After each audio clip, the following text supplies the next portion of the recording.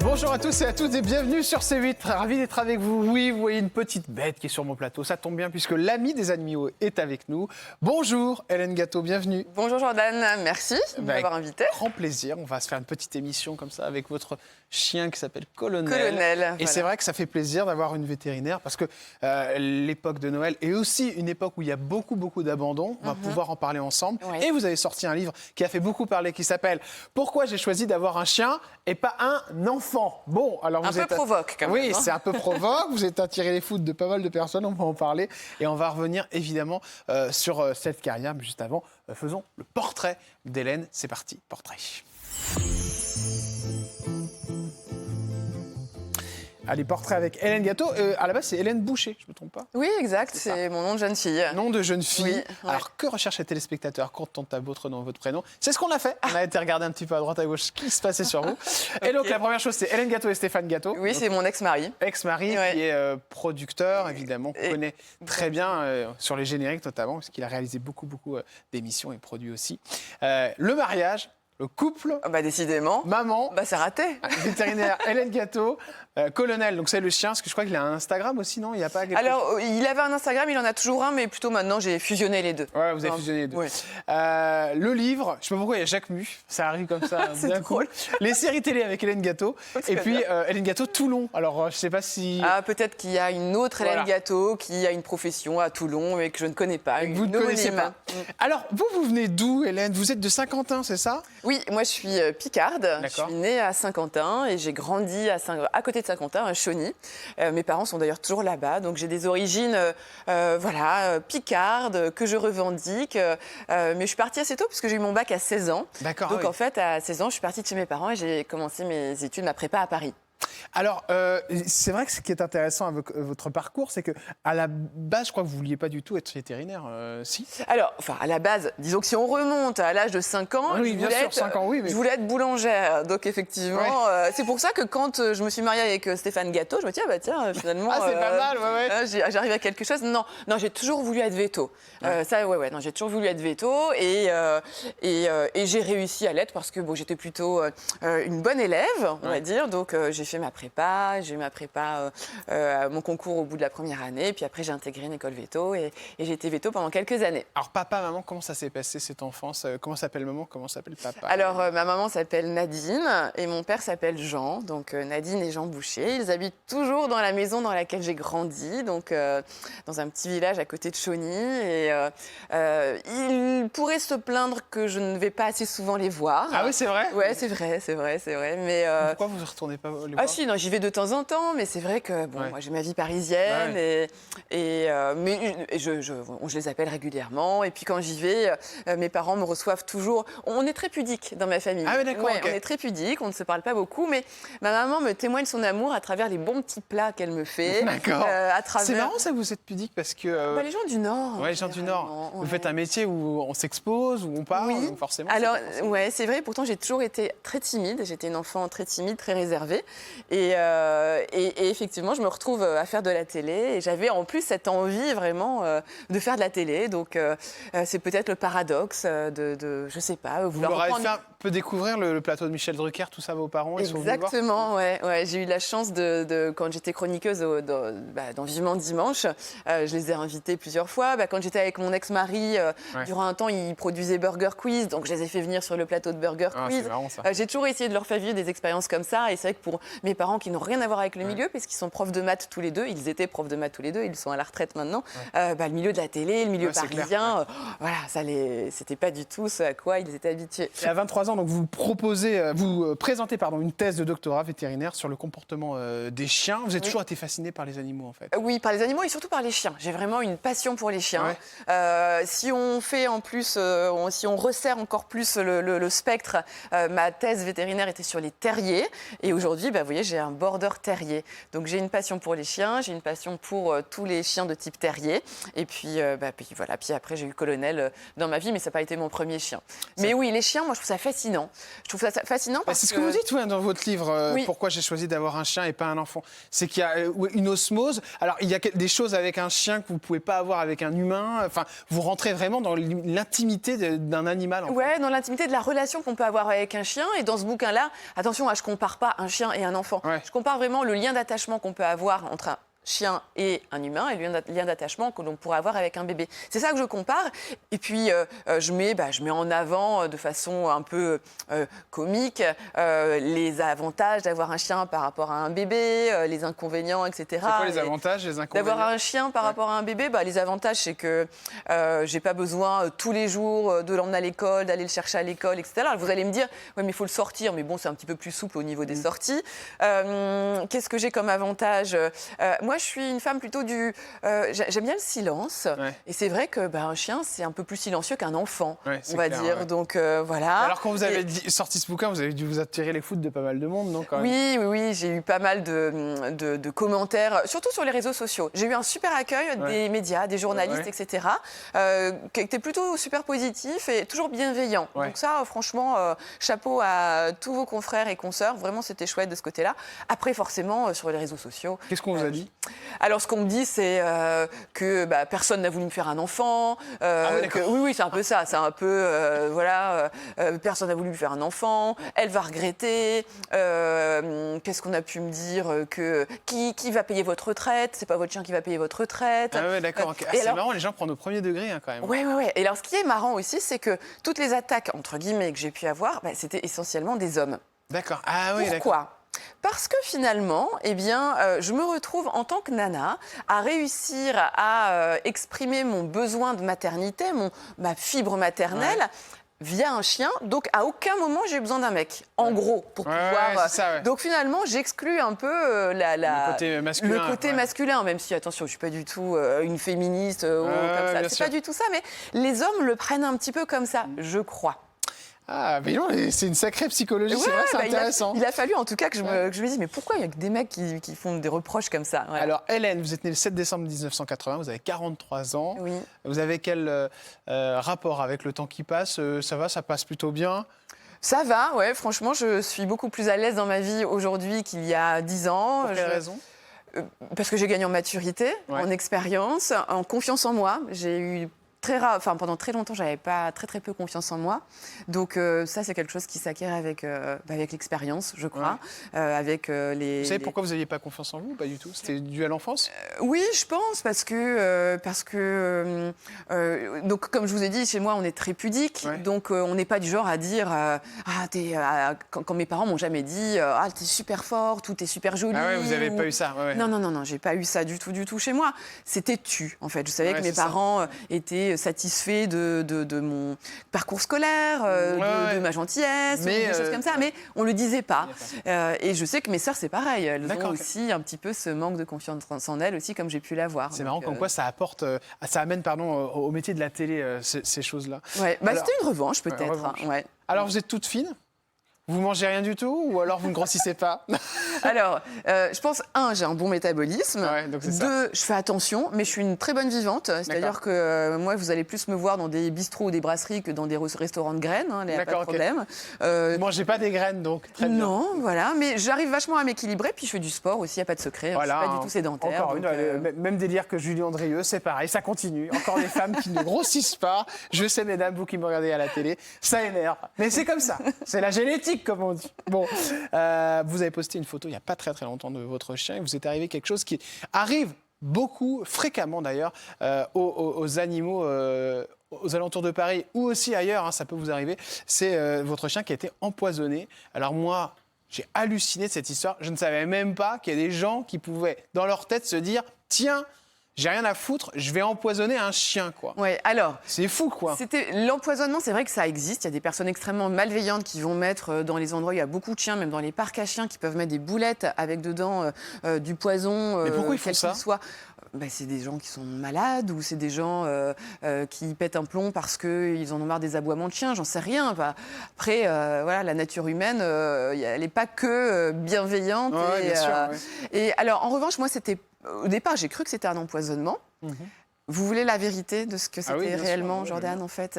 En fait, c'est qu'à l'époque, mon chien, il était un peu plus jeune et il avait, comme beaucoup de chiens, il avait une passion pour les excréments. Ah d'accord, ok. Les excréments humains. Or, il s'était baladé au bois de Boulogne, dans lequel il y a des excréments humains de toxicos. D'accord. Et en fait, il était stone, mon chien, parce qu'il avait dû manger des merdes humaines dans lesquelles il y avait des restes de substances illicites. d'accord, ok. Donc voilà, c'était ça en fait. Incroyable, le sujet. ça. Ouais, donc c'était pas vraiment un empoisonnement, là pour le coup. Moi, j'ai cru à ça au départ, mais non, c'était pas un empoisonnement, c'était juste que les chiens ont cette fâcheuse. Et colonel, tu peux être un petit peu plus participatif. Ah non, je crois qu'il a surtout envie de dormir votre chien. C'est ça. Il n'en peut plus. C'est fou cette histoire. Donc en fait, il s'est fait intoxiquer à cause de ça. Ouais, Ok. c'est ça. Ouais. Et donc, vous l'avez emmené à l'hôpital, enfin au moi, je suis vétérinaire, véto. pardon. Donc, Ouais. en fait, l'avantage, c'est que j'ai pu voir tout de suite qu'il y avait un problème. Il était ataxique, il tenait plus sur ses pattes. Il s'est mis à vomir et puis je voyais qu'il était complètement stone. Donc, je l'ai amené chez un pote véto. Il a été hospitalisé. On l'a mis sous perfusion de façon à nettoyer, en gros. Tout ce qui se passait. Ouais.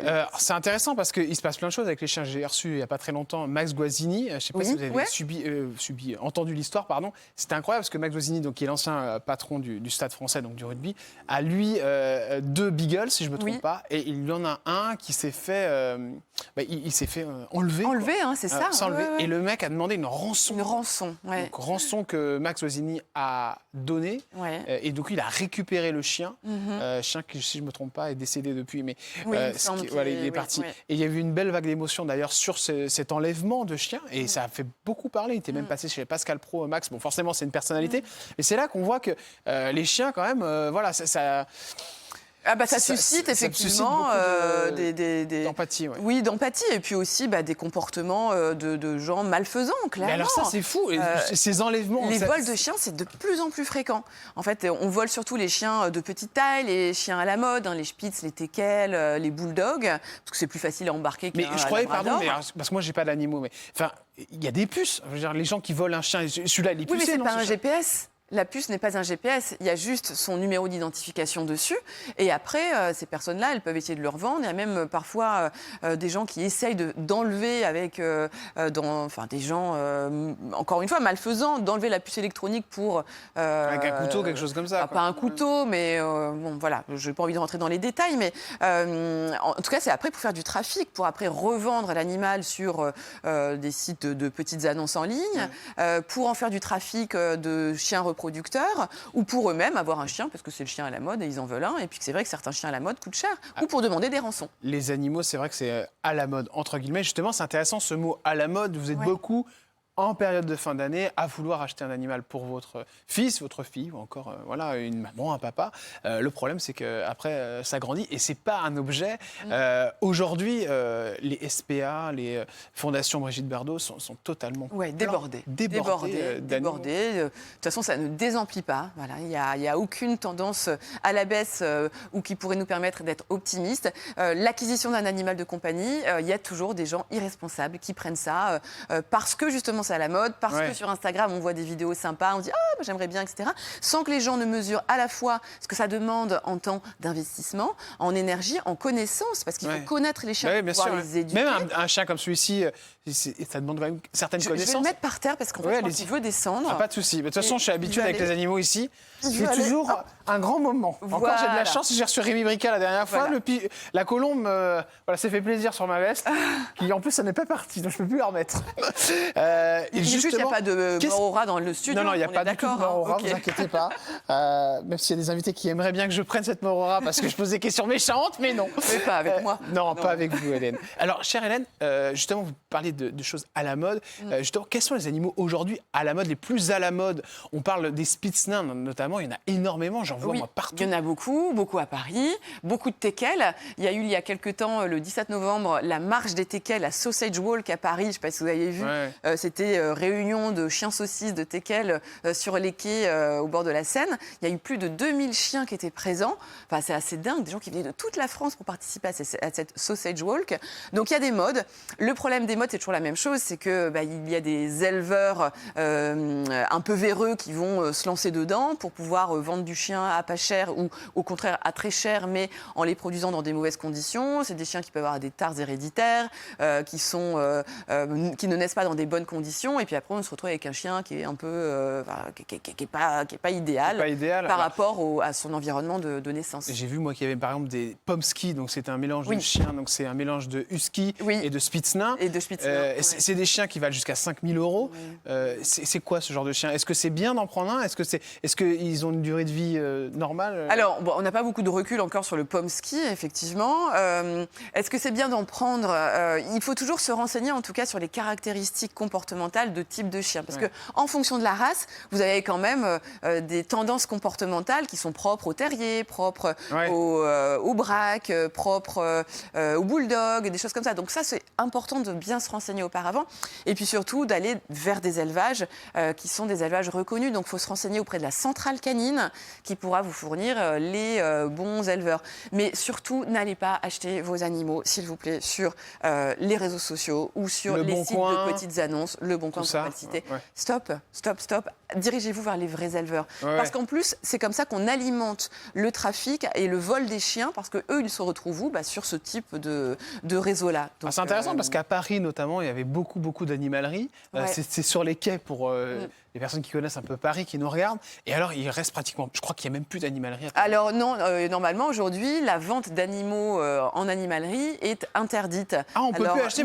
Chez Truffaut, il y en avait aussi dans ces magasins-là. Pour les chiens et les chats, normalement, c'est interdit. Maintenant, il y a certains qui essaient de contourner la loi en n'ayant pas les animaux directement dans le magasin, mais ils sont en backstage derrière. Ah ouais? Et puis, dans ces cas-là, il y a toujours moyen de contourner des lois comme ça. Mais en tout cas, c'est sûr que si on arrive à limiter l'accès, l'achat d'impulsion des animaux, eh bien, on aura peut-être des achats un petit peu plus réfléchis, des adoptions plus réfléchies. Et c'est dans ces cas-là qu'on risque moins d'avoir des abandons parce que des gens se retrouvent finalement pris par l'animal. Ils n'avaient pas du tout mesuré les conséquences que ça pouvait avoir dans leur vie. Quand on parle animaux, on parle aussi animaux exotiques, forcément, avec tout ce qui est fourrure. Les crocodiles, les ceintures alligators, tout ça. Aujourd'hui, est-ce que c'est quelque chose qui est préservé en France? Parce que j'ai l'impression que quand même il y a eu un petit coup de fouet dans la mode. Il y a beaucoup de marques qui ont décidé de ne plus avoir de collection du tout avec de la fourrure animale, donc bravo à elles.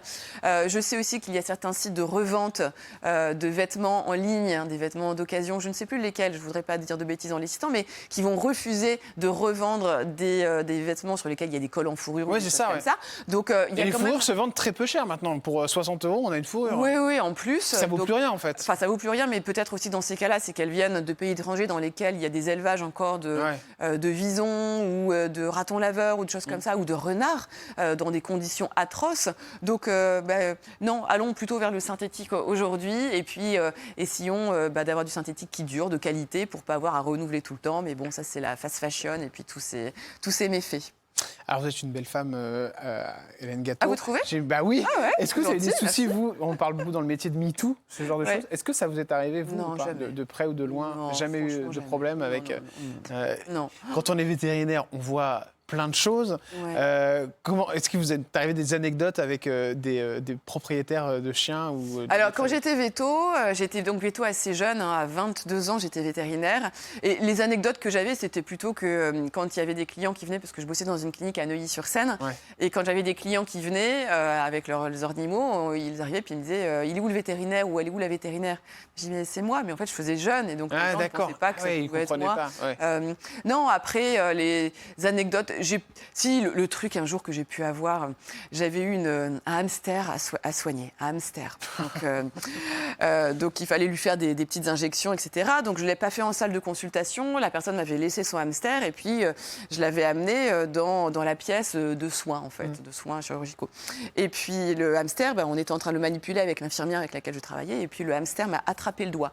Et un hamster, quand ça mord, ça mord. Et donc je me suis retrouvée avec le hamster au bout du doigt comme ça et j'ai fait ça. Et le hamster, il a volé.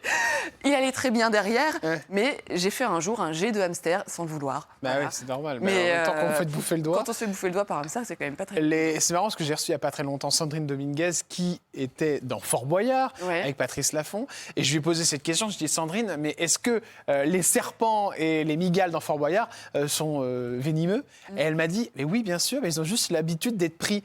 Non, mais ça veut dire quand même que sur un jeu comme Fort Boyard, en fait, on ne peut pas enlever le venin d'un serpent ou d'une migale? Alors, si, c'est possible, en les manipulant et puis en les mettant sur... Vous me posez des questions, je ne suis pas spécialiste des migales et des serpents, moi, Jordan. Quand vous êtes vétérinaire. Ah oui, mais bon, justement, parfois, on me dit, Hélène, t'es vétérinaire, pourquoi les pigeons, quand ils avancent, ils font ça? Mais arrêtez de me poser des questions comme ça. Moi, je suis vétérinaire, je soigne les chiens. Pourquoi les animaux sont venimeux sur Fort Boyard, Hélène?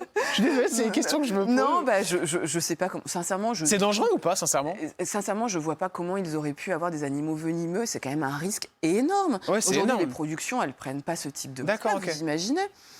Ouais, ça vous paraît étonnant? Ouais, moi, ça me paraît étonnant. Franchement. Ces histoires de serpents qu'on peut retrouver dans les toilettes, ça, c'est vrai? Ça existe vraiment? Oui, c'est arrivé, mais après, c'est toujours des choses extrêmement anecdotiques, alors qu'ils font le buzz, qu'ils font la une de je sais quoi, mais c'est vrai qu'on a aussi retrouvé dans la Seine, il est arrivé qu'on retrouve, un crocodile dans la Seine, qu'on retrouve des piranhas dans la Seine. Oui, c'est arrivé. On trouve aussi des vélos, des trottinettes, on trouve beaucoup de choses. En animaux exotiques, vous déconseillez, vous, qu'on en prenne quand on habite en France? Alors, il y a des animaux qu'on peut acheter dans certaines animaleries, des animaux un petit peu exotiques. Moi, je pense que alors, moi, j'ai eu un serpent quand j'étais étudiante vétérinaire, j'étais en colocation. Et un jour, j'ai fait partie de ces gens qui craquent de façon un peu débile. On était dans une foire aux animaux, mais c'était bon, il y a 20 ans. Et puis, avec mon coloc, on a vu un serpent albinos et on a pris une couleuvre du Mexique albinos. D'accord. Bon, sincèrement... à moins d'être passionné de serpents, avoir un serpent chez soi, ça n'a pas tellement d'intérêt, en fait. Rien, Donc, je peux comprendre que certains soient passionnés par les araignées, les salamandres, les serpents. C'est une passion, mais dans ces cas-là, c'est vraiment une passion très particulière. Et on leur offre l'habitat. Et dans ces cas-là, les gens sont connaisseurs. Mais si on n'est pas mu par cette passion, prenons plutôt un lapin, un cochon d'Inde, un chien ou un chat si on a le temps de s'en occuper. Justement, c'est pas dangereux d'avoir un animal avec un enfant? Alors, avoir un animal avec un enfant, il faut toujours faire attention. C'est-à-dire que même le plus gentil chien au monde, il peut mordre, si jamais il est dans une posture où l'enfant lui fait mal, où l'animal se retrouve acculé dans un coin d'une pièce ou quoi que ce soit, on ne peut jamais maîtriser la réaction de l'animal. Donc, voilà, ne jamais laisser un chien seul avec un enfant en bas âge. Jamais, jamais, jamais.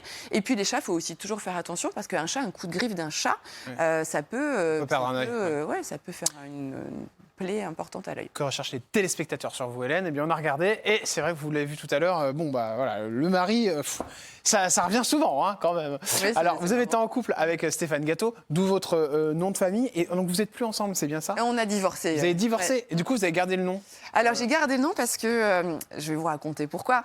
Hélène Boucher, c'est une aviatrice célèbre, Hélène Boucher, c'est un grand nom, mais c'est vrai que Boucher, pour un vétérinaire, c'est pas terrible. Mais alors... Jordan, le nom de famille de ma maman, c'est Sauvage. Donc imaginez si j'avais eu les deux. Hélène Boucher Sauvage, docteur vétérinaire. Je suis pas sûre que j'aurais eu grand monde. Non, j'ai jamais trop aimé papa. J'ai jamais trop aimé mon nom de jeune fille. Oui, c'est compliqué. Et c'est vrai quand il y a eu Gâteau qui s'est présenté, je me suis dit, je le prends et j'ai souhaité le garder. Et mon ex-mari était d'accord pour que je garde son nom. Donc je m'appelle Hélène Gâteau. Gâteau qui avait fondé avec Jérôme Revon, évidemment, R&G Productions. Mais c'est énorme parce que c'est une très très grosse production. Ah, c'est terrible. Bah oui, parce que je mets les photos des ex dans l'émission. Je suis désolé. C'est horrible. Bon, je l'enlève, pardon. Mais oui, parce que en plus, je savais même pas si vous étiez avec ou pas encore. C'est pour ça que je me posais la question. Raté, voilà. Raté. Vous avez 4 ans de retard, Jordan. 4 ans de retard. Alors justement, est-ce que vous êtes en couple aujourd'hui? Ah ça fait très peu de temps que j'ai rencontré un garçon, figurez-vous. Un homme, on va dire. Voilà. Et hier, il m'a dit qu'il était mon mec. Voilà. Ah, d'accord. Donc c'est très récent. Voilà. C'est bien. Ça date d'il y a 5-6 semaines. Et hier soir, il m'a dit je suis ton mec quand même. D'accord. Il a quel âge? Il a 51 ans. Ah oui, d'accord. Ah, vous aimez bien un peu plus âgé que vous? Bah, il a 8 ans de plus que moi.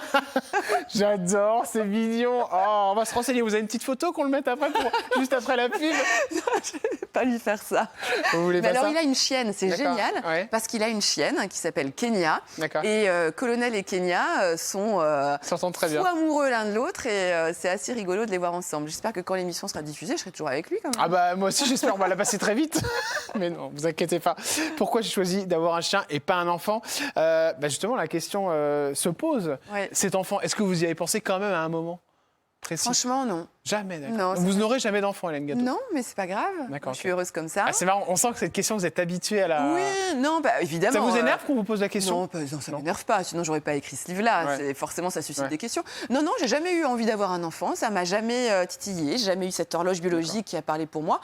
Et ça pourrait changer. Voilà, je vais avoir 44 ans, hein, donc... Je me vois pas maman à 44 ans et puis je suis tellement heureuse comme ça, je suis tellement épanouie comme ça que j'ai pas envie de changer mon équilibre. Donc non, et c'est pas. Mais les hommes avec qui vous êtes, ils ont envie à un moment, non? Alors mon ex-mari, si on veut parler de lui, il avait déjà 3 enfants, donc il était comblé de ce côté-là. Mon mec actuel, il a déjà une petite fille, donc il est déjà papa et donc ça vous suffit. Ouais, non mais on peut être heureux sans enfant. Et c'est bien, c'est un joli message aussi. Oui, c'est un choix de vie. Mais encore une fois, attention, je ne dis pas il ne faut pas avoir d'enfant. Je ne suis pas en train de... Et vous dites que vous portez très bien comme ça. Je me porte très bien comme ça. On va se retrouver dans un instant sur C8 avec Hélène Gâteau. On va parler de Midi en France, l'émission dans laquelle vous avez été, évidemment, vous avez fait vos armes. Et puis on parlera aussi de Michel Drucker. Parce que c'est vrai que vous êtes partie de l'émission, tout ça, ça vous a fait beaucoup de peine. Vous avez pleuré, vous nous expliquerez pourquoi. A tout de suite avec Hélène Gâteau. On va parler animaux. A tout de suite sur C8.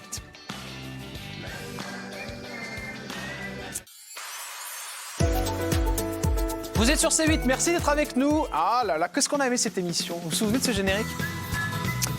Midi en France, c'est là aussi où on vous a découvert Hélène Gâteau qui est avec nous, vétérinaire. Pourquoi j'ai choisi d'avoir un chien et pas un enfant? Oui, c'est un titre qui fait parler, forcément. Mais ce que vous expliquiez tout à l'heure avant la pub, c'est qu'en effet, c'est votre choix, mais vous ne dites pas, à aucun moment d'ailleurs dans ce livre, qu'il ne faut pas avoir d'enfant, évidemment. Mais en tout cas, vous n'en voulez pas. Exactement. Ça, c'est bien clair. C'est mon choix de vie. Bon, votre chien est là, d'ailleurs, Colonel, qui est en couverture. Qui est en PLS derrière vous. D'accord, j'espère qu'il va bien quand même, qu'il n'a pas trouvé un truc et il n'a pas mangé le sapin, là, parce que c'est bourré de saloperies, ça, ce sapin-là. Ah oui, d'ailleurs, on peut le dire. Attention, ça, c'est un des dangers, effectivement, pour les gens qui ont des animaux à la maison. La neige artificielle comme ça, il faut éviter que les chiens ou les chats qui ont tendance à tout bouffer aillent la prendre, parce que c'est toxique. C'est super toxique.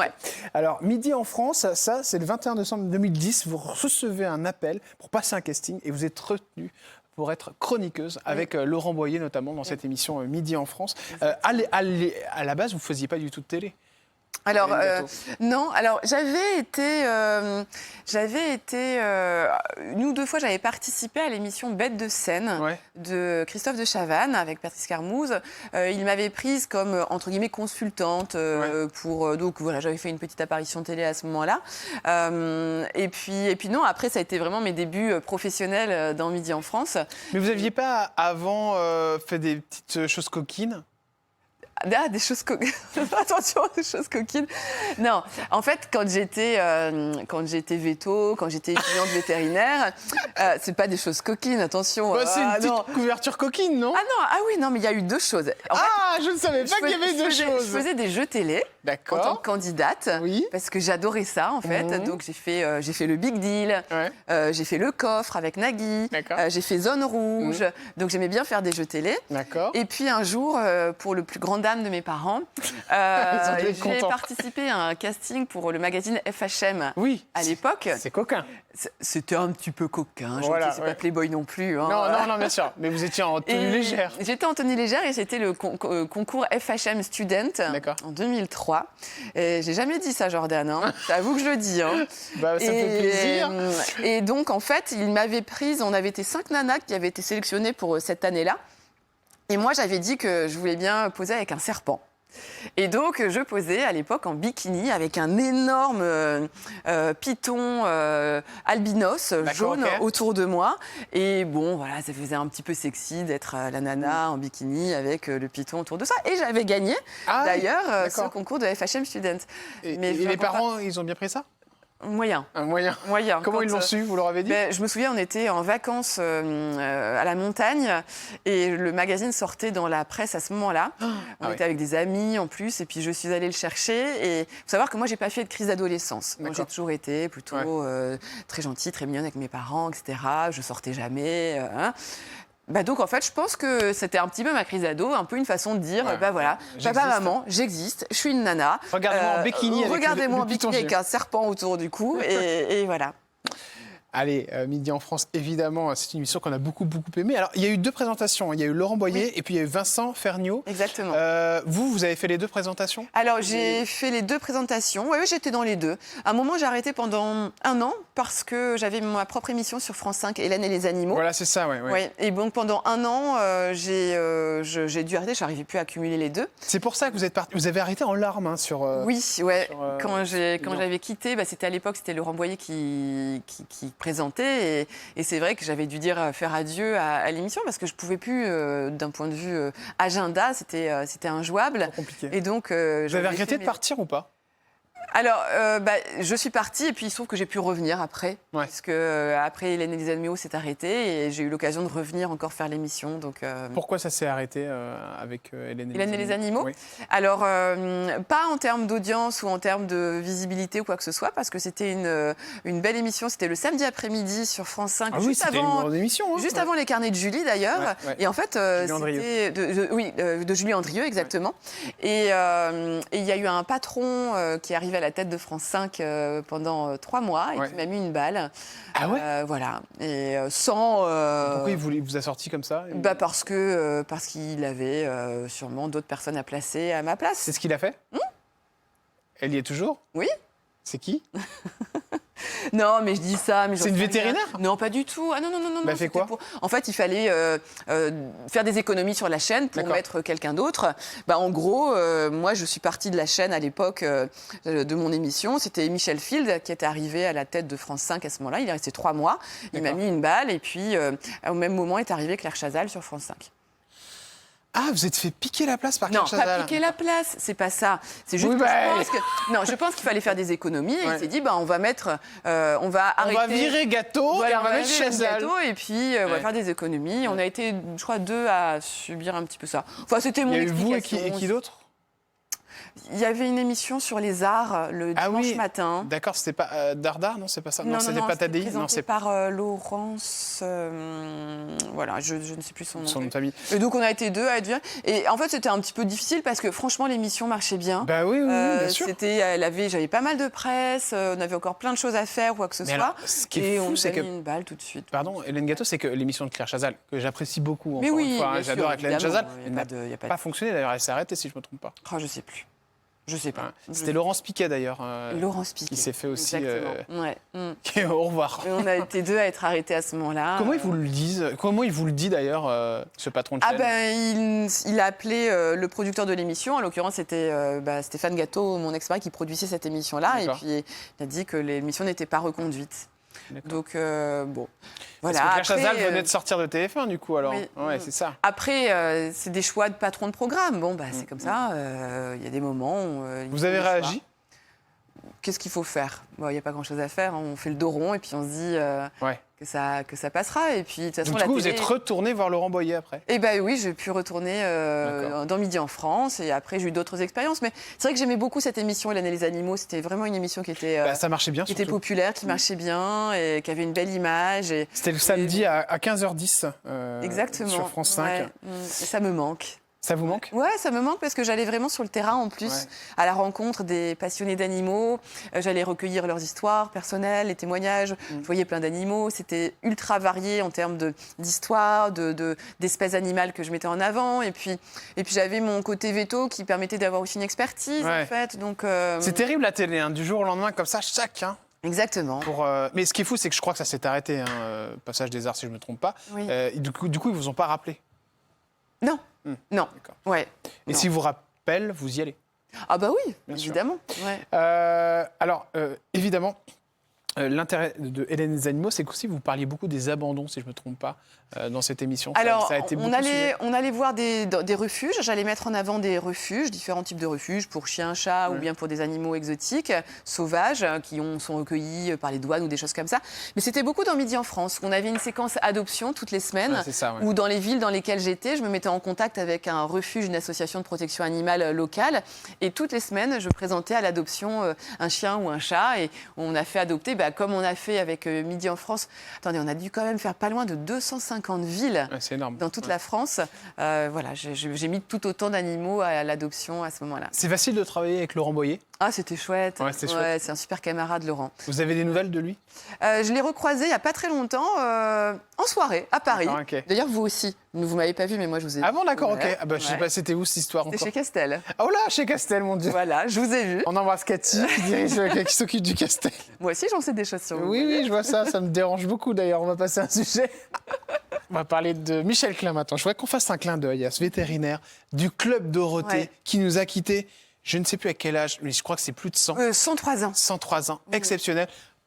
Dorothée, Michel Klein. On devait avoir Michel Klein.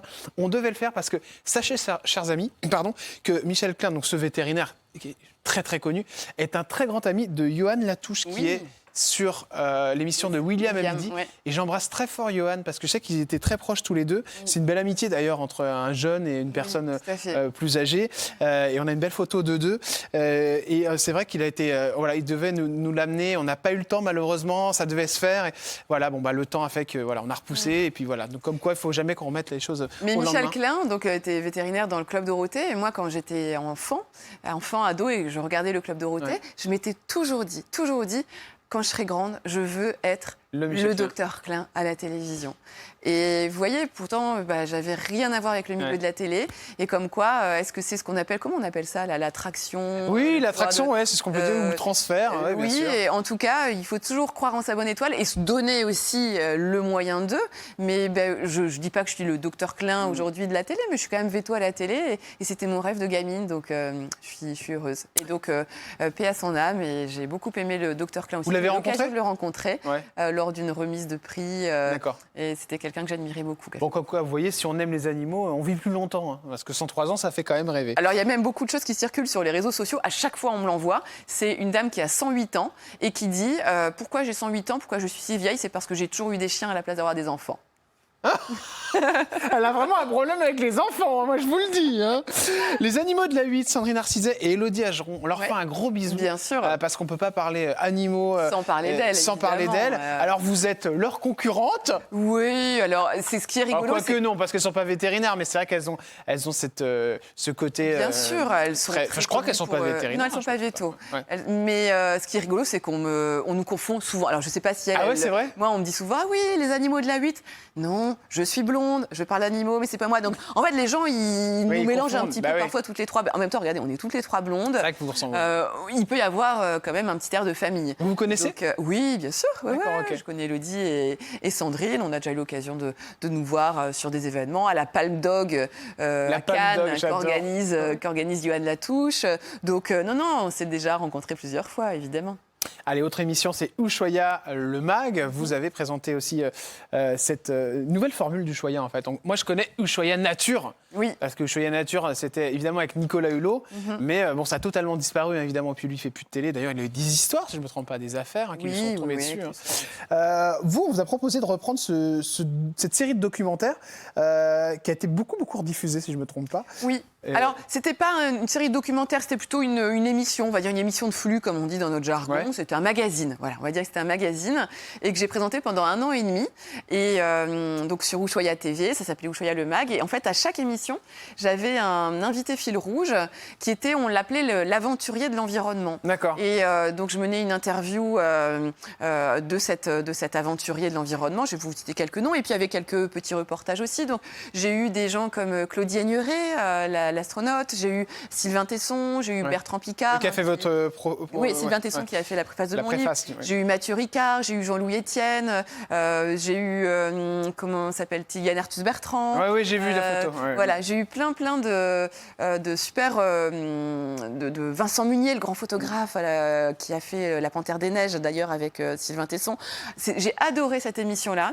D'ailleurs, j'embrasse vraiment toute l'équipe d'Ushuaïa TV parce que c'était génial de travailler avec toute cette équipe-là et c'était super de pouvoir faire ces interviews et de rencontrer ces gens incroyables. Et puis évidemment, le patron de la télé, vous l'avez côtoyé de près, c'est monsieur Michel Drucker, avec votre chien Colonel qui se promène d'ailleurs sur le plateau.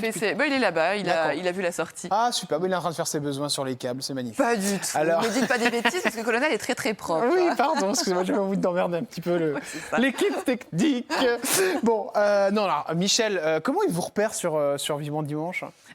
Comment il me repère? On se connaissait. Coquette, alors, non, vous connaissiez déjà? On se connaissait déjà. Et puis, à l'époque, il avait un petit peu changé sa formule. Et, Michel Drucker adore les animaux. Ouais. Avec sa femme Dany Saval, ils ont un refuge, une association de protection animale. Michel a toujours aimé les animaux. Vous avez rencontrer Dany Saval, du coup? Oui, j'ai rencontré Dany Saval. Vous avez été chez Michel Drucker? J'ai été chez Michel Drucker. Vous avez été chez Michel Drucker? Oui, j'ai été chez Michel Drucker. Alors, c'est comment chez Michel Drucker? À Égalière. D'accord. Oui. C'est grand? En fait, à l'époque, c'est très très grand. À l'époque, avec mon ex-mari, nous avions une maison à Égalière également. Ah ben oui, bien sûr.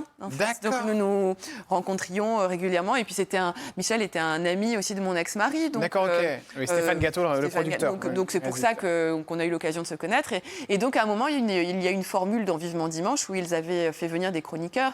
Il y avait un médecin, il y avait moi, il y avait également Maud Fontenoy qui parlait d'écologie. Il y a toujours d'ailleurs le dessinateur Chonu. Ouais. C'était chouette parce qu'en fait, à chaque Vivement Dimanche, j'essayais de trouver une thématique autour des animaux qui concernait l'invité qui était présent sur le canapé rouge ce jour-là. Et il y avait même Marc Lavoine avec qui vous avez fait une jolie photo qui est venu vous voir sur le... Et Marc Lavoine a des chats bengales et donc j'avais fait venir ce jour-là des chats bengales pour lui faire un clin d'œil. Donc j'essayais toujours vraiment de trouver un lien entre l'invité et les animaux. Et j'ai remarqué qu'il y a beaucoup de personnalités d'ailleurs qui ont des animaux. Oui, c'est très très fréquent. Et c'était quoi l'émission qui évidemment fonctionnait, qui a toujours fonctionné sur les animaux? Ça part de la tête là. 3 millions d'amis? Voilà, 3 millions d'amis, ça existe toujours. 30 millions d'amis, ça existe toujours. Non, ça n'existe plus. Ça n'existe plus. Non, ça fait longtemps que ça n'existe plus. Et ça, c'était des reportages, c'est ça? C'était un magazine. C'était un magazine avec des reportages. Et c'est vrai qu'il y avait une séquence, c'était souvent une célébrité avec son animal. Ouais. Et donc, il y a eu des séquences. Il y a eu Françoise Sagan qui avait fait venir les caméras 30 millions d'amis et qui avait montré ses animaux. Il y avait des grands noms, des grandes célébrités. Alors justement, vous avez rencontré beaucoup de personnalités, des personnes. Est-ce que ça vous est arrivé, Hélène Gâteau, vous qui êtes vétérinaire, de vous rendre compte que certaines personnes s'occupaient mal de leurs animaux ou non, jamais? Non, en revanche, j'ai eu 2 trucs assez sympas. Quand j'avais Hélène et les animaux sur France 5, un jour, j'avais été invitée sur Vivement Dimanche en tant qu'invitée par une célébrité qui était fan de moi à travers Hélène et les animaux. Et c'était Julien Doré. Ah bon? Et en fait, Julien Doré, il m'avait fait venir dans son Vivement Dimanche parce qu'il regardait mon émission tout le temps. Et donc, on avait eu l'occasion de se rencontrer comme ça. Et donc, on avait lié amitié. Et un jour, il avait voulu prendre des chiens. C'était avant qu'il ait Simone et Jean-Marc chez ses 2 bergers blancs suisses. Et il m'avait demandé conseil. Il m'a dit, Hélène, j'aimerais bien avoir un chien ou 2 chiens. Qu'est-ce que tu me conseillerais? Et au départ, il était parti sur comme race le berger australien. Et je lui avais dit, Julien, non, berger australien, je trouve que ça va pas trop avec qui tu es, avec là où tu vis, dans les Cévennes, etc. Et je lui avais montré la race du berger blanc suisse, les chiens qu'il a donc aujourd'hui. Et donc, je suis un peu la marraine de Jean-Marc et Simone, les 2 bergers blancs suisses. Donc il vous a écouté, il a écouté vos conseils? Il m'a écouté, ouais. D'accord. Et il les a achetés où, ces chiens, du coup? Dans un élevage. Là, après, il a fait comme il voulait de son côté. Et j'ai eu la même chose avec Alain Prost. Ah oui, génial. Et j'adore faire ça, en fait. J'adore aider les gens. Je suis un peu la marieuse, à se marier avec l'animal qui leur correspondrait le mieux en essayant de connaître leur mode de vie, leur caractère, etc. Parce que parfois, les gens, ils se plantent un petit peu parce que effet de mode, parce que... Et moi, j'aime bien trouver le bon match entre la personne et l'animal idéal. Et donc, Alain Prost, je l'avais rencontré à Égalière, il avait adoré Colonel et puis il s'était dit, il a toujours aimé les chiens. Et à cette époque-là, il n'en avait plus. Et donc, c'est moi qui l'ai aidé à trouver son chien qui s'appelle Phoebe, donc une petite berger américain. Et donc, on a eu l'occasion de faire des grandes balades dans les Alpilles avec Colonel, Phoebe, Alain et moi. Allez, il est temps qu'on parle un peu pognon. C'est parti, voici les questions cash. C'était un peu direct. Combien on touchait par chronique sur Vivement Dimanche avec Michel Drucker, quand vous y étiez? Combien je touchais par chronique? Je devais être à 500 €. 500 € à peu près. Ouais, 500 ou 600 € la chronique, ouais, brut. Sur Midi en France, c'était plus? C'était kiff-kiff. Kiff-kiff. Ouais, franchement, c'était kiff-kiff. Quand vous étiez sur France 5 et vous aviez votre émission, Ouais. Hélène et les animaux, Ouais. est-ce que vous étiez bien payée sur le service public Hélène Gâteau? Oui, j'étais bien payée parce que je bossais beaucoup. Ouais. J'étais à la fois rédactrice en chef de l'émission, j'aidais aussi le réal sur place. Enfin, elle reposait quand même pas mal sur moi, l'émission, et sur toute l'équipe qu'il y avait. Attention, je n'étais pas toute seule, on était une super équipe, et qui me manque d'ailleurs, tous les réals, les techniciens, etc. Donc ça reposait pas mal sur moi, donc oui, je gagnais. C'était un contrat avec France 5 que vous aviez? Non, c'était un contrat avec la prod. D'accord. Et la prod avait le contrat avec France 5. D'accord. On peut parler de quoi, 10 000 € par mois à peu près pour une émission? Ouais, c'est ça. Alors, c'était à peu près ce que je gagnais pour 4 émissions dans le. Non, vous inquiétez pas. Là, je regardais mon chien en fait. D'accord. C'était ça que je gagnais pour 4 émissions dans le mois. Le plus gros défaut de Laurent Boyer? Il a une énergie parfois qui est difficile à calmer. Ah ouais, c'est vrai. Ça veut dire quoi ça? Bah non, mais il est plein d'énergie. Mais bon, c'est super positif. Mais parfois, on se détend un petit peu. On se détend, voilà. Laurent.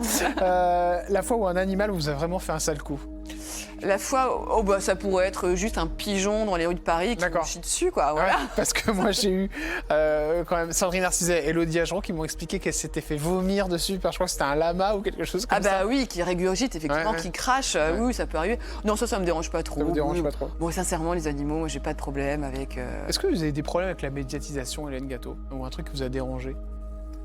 Non, jamais. J'ai toujours eu que des gens très sympathiques autour de moi. Et puis maintenant, quand on m'arrête dans la rue pour Colonel et moi, c'est toujours ultra sympa. Donc, ultra sympa. Ouais. Le pire invité que vous avez eu? Le pire invité que j'ai eu... Une personne avec qui ça s'est pas trop passé ou avec qui c'était un peu light? Vous en avez pas? Non. Après, sur Vivement Dimanche, il y avait des invités qui étaient plus ou moins sympathiques. Ça m'intéresse. Non, mais... Qui? Non, mais je sais qu'un jour, j'avais fait une chronique sur... c'était Alexandra Lamy, l'invitée de Vivement Dimanche. Et je sais que j'avais trouvé que quand elle était ado, elle avait une copine qui avait des chèvres. Et donc, elle adorait les chèvres. Et donc, j'avais fait toute une chronique sur les chèvres. Et en fait, je crois que ça lui avait pas du tout plu. Ah, d'accord, ok. Voilà, donc elle n'avait pas été... Alors que je pensais lui faire plaisir. Mais vous avez dit quoi pour... Non, mais c'est la façon dont elle avait... Voilà, j'avais peut-être dit, je sais que vous aimez les chèvres avec voilà, mon enthousiasme. Ouais. Puis, mais elle en avait rien à foutre. En fait, je crois que ça l'a saoulée de parler de ça. Bon, c'est tout, j'ai tapé à côté, c'est pas ça grave. Arrive des fois. Mais après, c'est quelqu'un de très sympathique, mais voilà, ça lui avait pas forcément plu, je crois. La chose que vous avez lue sur vous qui vous a fait le plus de mal, Hélène Gâteau? La chose que j'ai lue sur moi qui m'a fait le plus de mal, sincèrement, quand on lit à plusieurs reprises, c'est parce qu'elle n'a pas d'enfant, parce que qui voudrait lui faire un enfant, parce que... par rapport à cette une. Oui, par rapport à ce bouquin-là, c'est pas toujours très agréable. Mais sincèrement, j'ai eu, par rapport à ce bouquin-là, j'ai eu plus de commentaires super positifs de gens qui me remerciaient d'avoir pris la parole sur ce sujet-là que de personnes qui m'ont envoyé des sauts de merde. Est-ce que vous êtes déjà arrivé de voir quelqu'un qui est allé abandonner son animal et d'intervenir? Non, ça ne m'est jamais arrivé.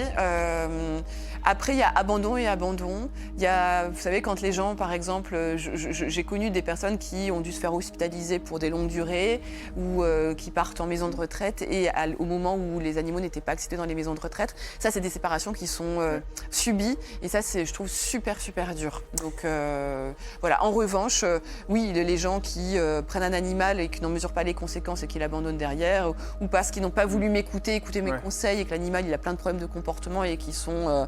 débordés, ça, je trouve ça nul. Ouais. Et qu'est-ce que vous diriez, je pense que c'est un message important, aux gens face caméra qui veulent absolument acheter un animal pour l'anniversaire de leur fille, de leur fils, ou pour un anniversaire ou pour un Noël, par exemple. Est-ce que vous les metteriez en garde sur quoi, Hélène? Alors, ce que je dirais, c'est qu'avoir un animal dans sa vie, c'est merveilleux. C'est une des plus belles choses qui puissent exister parce que c'est une relation à nul autre pareil.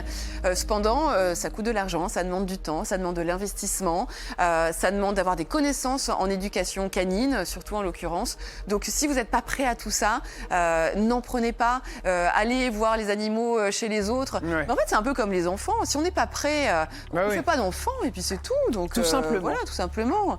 Merci, Voilà, chère c'est tout. Hélène Gâteau. Merci, Jordan. C'est Noël qui arrive, alors le Père Noël vient nous faire un petit coucou en fin d'émission. Ah là là, Il est il est là. là. Oh là. Bonjour Père Noël. Bonjour Quel Dan. bonheur de vous voir. Bonjour Docteur Gâteau, Bonjour, Père Noël. Bonjour Docteur Gâteau. J'ai vu qu'il y avait Colonel qui était pas loin. Il est là, il a Alors bloqué. j'ai décidé de le nommer Chien de Noël.